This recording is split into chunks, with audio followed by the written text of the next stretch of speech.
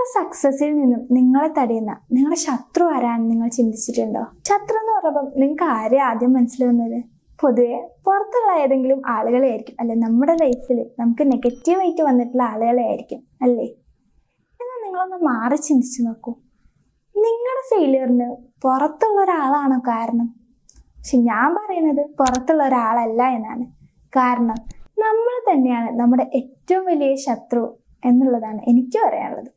കാരണം നമ്മുടെ ചിന്താഗതികൾ, നമ്മൾ ഓരോന്ന് ചിന്തിച്ച് വെച്ചിരിക്കുന്നതാണ് നമ്മുടെ ഫെയിലിയറിന് ഏറ്റവും വലിയ കാരണമാകുന്നത്. പൊതുവെ കണ്ടുവരുന്ന ഒരു 6 കാരണങ്ങൾ ഞാൻ പറഞ്ഞു തരാം. ഇത് നിങ്ങൾ മാറ്റി നല്ല രീതിയിൽ ലൈഫ് മുന്നോട്ട് കൊണ്ടുപോകാന്നുണ്ടെങ്കിൽ നിങ്ങളുടെ ലൈഫ് സക്സസ് തന്നെ വരുന്നത് നിങ്ങൾക്ക് കാണാൻ വേണ്ടിയിട്ട് പറ്റും. ആദ്യത്തെ നിങ്ങളെ ഏറ്റവും വലിയ എനിമി ആരാണെന്ന് നോക്കാം.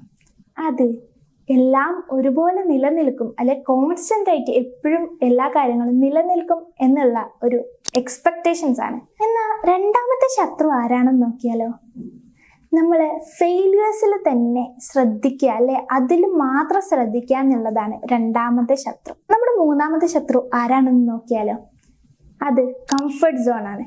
നമ്മൾ തന്നെ ഉണ്ടാക്കിയിട്ടില്ല ഒരു ഇമാജിനറി സ്പേസ് ആണ് ഈ കംഫർട്ട് സോൺ എന്ന് പറയുന്നത്. നമുക്ക് എന്നാൽ അടുത്ത എനിമി ആരാണെന്ന് നോക്കിയാലോ, നാലാമത്തെ എനിമി എന്ന് പറയുന്നത് നിങ്ങളിൽ തന്നെ ഒതുങ്ങി നിൽക്കുന്ന ഒരാളാണ്, അല്ലെ നിങ്ങൾക്കൊന്നിനും കഴിവില്ല എന്ന് സ്വയം വിശ്വസിക്കലാണ്.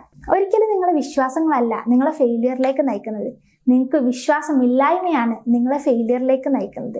അടുത്ത എനിമി ആരാണെന്ന് നോക്കിയാലോ, അത് നിങ്ങളുടെ കഴിവില്ലായ്മകളും വീക്ക്നെസ്സും പുറത്ത് കാട്ടാൻ മടിക്കുന്നതാണ്.